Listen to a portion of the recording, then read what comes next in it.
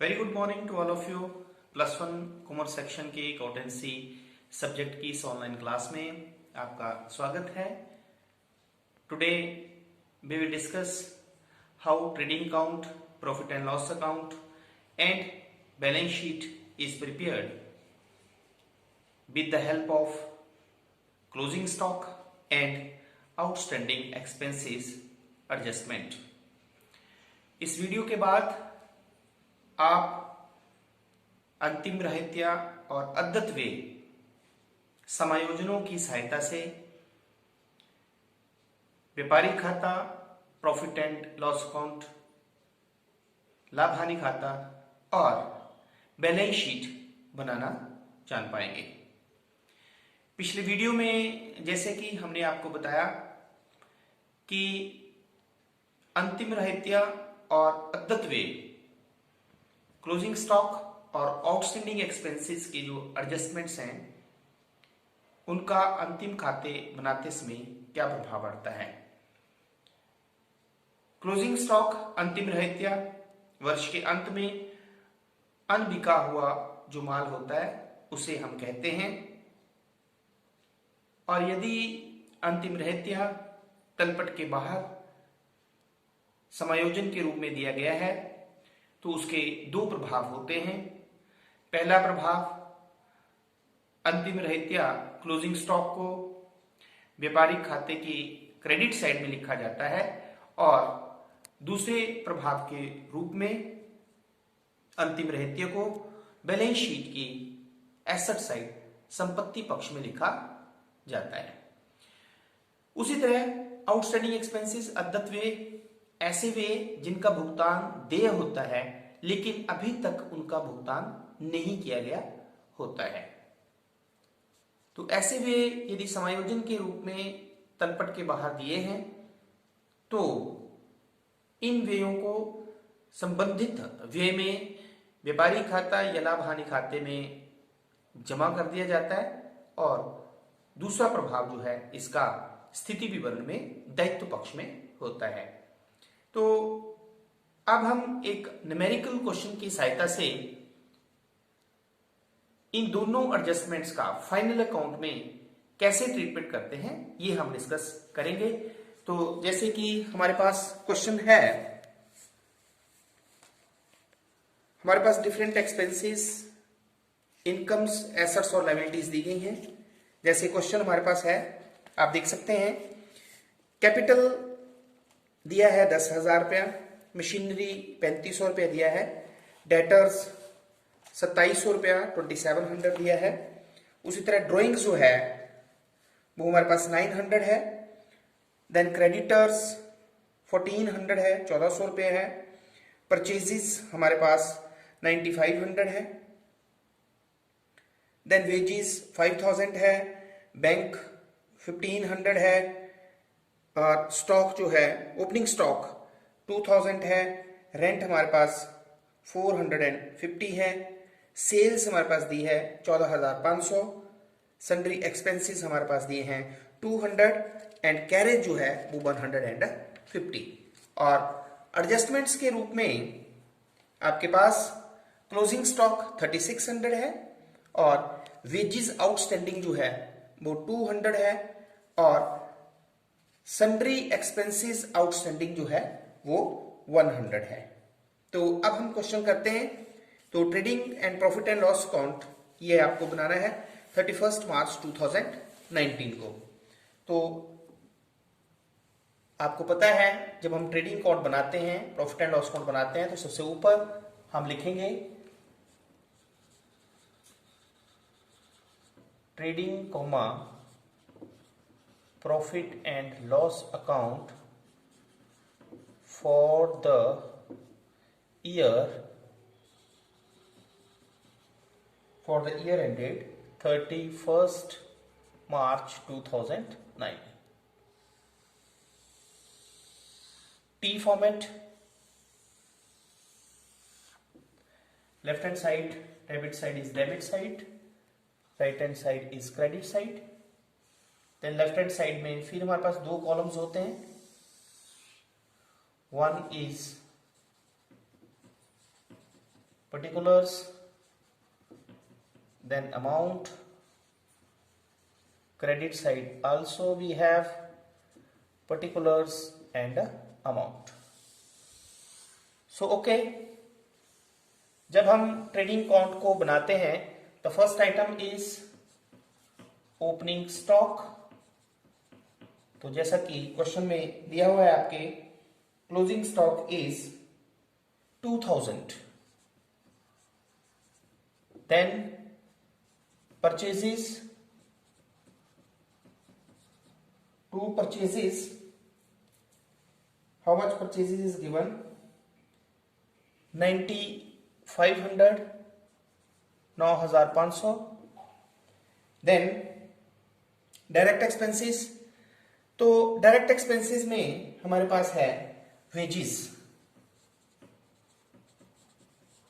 2 wages. लेकिन आप adjustment में देखें तो हमारे पास वेजेस आउटस्टैंडिंग दिया गया है 200 रुपीज। तो मैंने पहले भी आपको बताया कि अद्यत वे ऐसे वे होते हैं जिनका अभी हमने भुगतान नहीं किया होता है, ठीक है। तो वेजेस हमारे पास है 5000। तो ऐसे वे जो हैं, ऐसे वे जो संबंधित वे में जमा कर दिए जाते हैं, तो संबंधित वे का मतलब हुआ वेजेस। तो वेजेस आउटस्टैंडिंग है। ट्रायल बैलेंस में आपको दिया है कि 5000 वेजेस जो हमने पे कर दिया है, लेकिन समायोजन में अगर आप देखें तो हमें दिया है वेजेस आउटस्टैंडिंग 200 रुपीज। इसका मतलब क्या हुआ कि 200 रुपए के वेजेस जो हैं वो अभी हमें पे करने हैं। ये भुगतान के लिए दे तो हो गए हैं, लेकिन अभी इनका भुगतान नहीं किया गया है। तो इस समायोजन का जो पहला प्रभाव ये होगा कि इसे संबंधित वे में हम जमा कर देंगे। तो plus wages outstanding 200, outer column में आप लिखेंगे 5200। The next direct expenses is, आप देख सकते हैं, कैरेज 150। तो हमने लिख दिया टू कैरेज 150। बस यही हमारे पास जो थे वो डायरेक्ट एक्सपेंसेस थे। अब हम क्रेडिट साइड में, तो क्वेश्चन में अगर आप देखें तो क्रेडिट साइड में हमारे पास 2 ही आइटम्स होते हैं। फर्स्ट इज सेल्स, तो value of the sale is 14,500 and the second item is closing stock. क्योंकि क्लोजिंग स्टॉक ट्रायल बैलेंस के बाहर दिया होता है, इसलिए इसके 2 इफेक्ट होते हैं। एक, इसे ट्रेडिंग अकाउंट की क्रेडिट साइड में लिखा जाता है। तो ट्रेडिंग अकाउंट की क्रेडिट साइड में क्लोजिंग स्टॉक की वैल्यू 3600। तो नाउ अब हम टोटल कर लेंगे। क्रेडिट साइड का टोटल इज 18,100, ठीक है। और डेबिट साइड का टोटल जो है आप रफ में कर सकते हैं, 0, 5, 8, 16,850। तो 18,100 में से जब आप 16,850 लेस करेंगे तो 1,250 इट इज ग्रॉस प्रॉफिट। तो टू ग्रॉस प्रॉफिट 1,250। अब इस ग्रॉस प्रॉफिट जो है, प्रॉफिट एंड लॉस अकाउंट जब हम बनाएंगे तो फर्स्ट आइटम जो है वो प्रॉफिट एंड लॉस अकाउंट की क्रेडिट साइड में हम लिखेंगे by gross profit brought down 1250।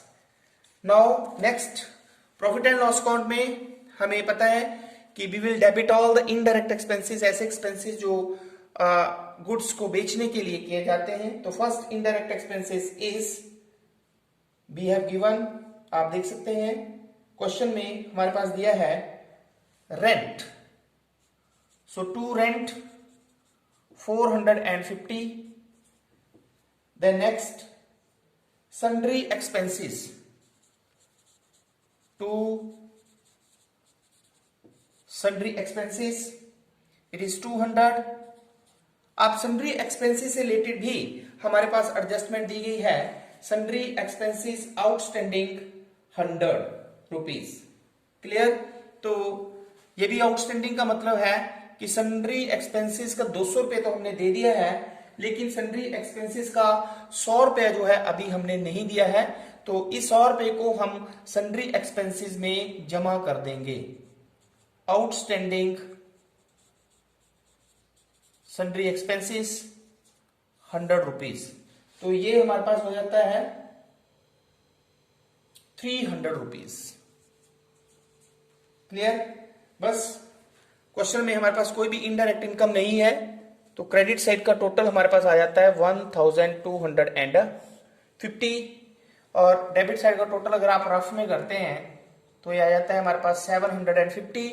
तो 1250 में से अगर आप 750 को लेस करेंगे तो डिफरेंस आता है हमारे पास 500 नेट प्रॉफिट। तो ये हमारे पास आता है net profit 1250। Now after the profit and loss account, now we will prepare the balance sheet. So at the top, balance sheet as on 31st March 2019. The format is liabilities, amount, assets and amount. तो liability side में हम permanence order स्थायित्व क्रम के अनुसार संपत्तियों और दायित्वों को लिखते हैं। तो सबसे पहले हमारे पास आता है capital. So how much amount of the capital is given 10,000 और नेट प्रॉफिट जो है वो इसमें जमा कर दिया जाता है और अगर नेट लॉस हो तो माइनस कर दिया जाता है। तो नेट प्रॉफिट है हमारे पास 500। और इस क्वेश्चन में आप देखें कि हमारे पास ड्राइंग्स भी दिया गया है। तो मैंने आपको पहले भी बताया है कि if there is any drawing, drawing क्या होती है? व्यवसाय के स्वामी द्वारा अपने व्यक्तिगत प्रयोग के लिए जो पैसा निकाला जाता है उसे हम ड्राइंग कहते हैं। तो ड्राइंग को हम माइनस कर देंगे। तो 10,500 में से 900 हम लेस कर देंगे, तो 9600 जो वो आउटर कॉलम में लिखेंगे। अब नेक्स्ट हम लायबिलिटीज को लिखेंगे। Then liabilities you have creditors 1400, creditors हमारे पास आ गया 1400 रुपया। देन अब हम एसेट्स की तरफ लिखते हैं एसेट्स को। तो first asset is machinery. How much machinery is 3500। Then we have debtors, हमारे पास मशीनरी है, सॉरी एसेट्स है। Debtor is 2700। Then we have bank. How much value of the bank we have? 1500 रुपया। क्लियर? अब the important thing is कि जो हमारे पास समायोजन थे उनका सेकेंड इफेक्ट, दूसरा प्रभाव हम कैसे लेंगे। तो आउटस्टैंडिंग हमारे पास एक वेजेस है और आउटस्टैंडिंग सन्ड्री एक्सपेंसेस है। तो आउटस्टैंडिंग वेजेस जो है अद्यत व्यय, क्योंकि ये इससे व्यवसाय का दायित्व बढ़ता है तो इसलिए इसे हम दायित्व लायबिलिटी साइड लिखते हैं। तो लायबिलिटी साइड में हम लिखेंगे आउटस्टैंडिंग वेजेस का दूसरा इफेक्ट, वेजेस आउटस्टैंडिंग 200 और उसी तरह sundry expenses outstanding, second is sundry expenses outstanding, it is 100 rupees. Then हमारे पास सेकेंड जो एडजस्टमेंट है दैट इज क्लोजिंग स्टॉक। तो 3600 जो है वो हमारे पास क्लोजिंग स्टॉक की वैल्यू है। Closing stock is 3600।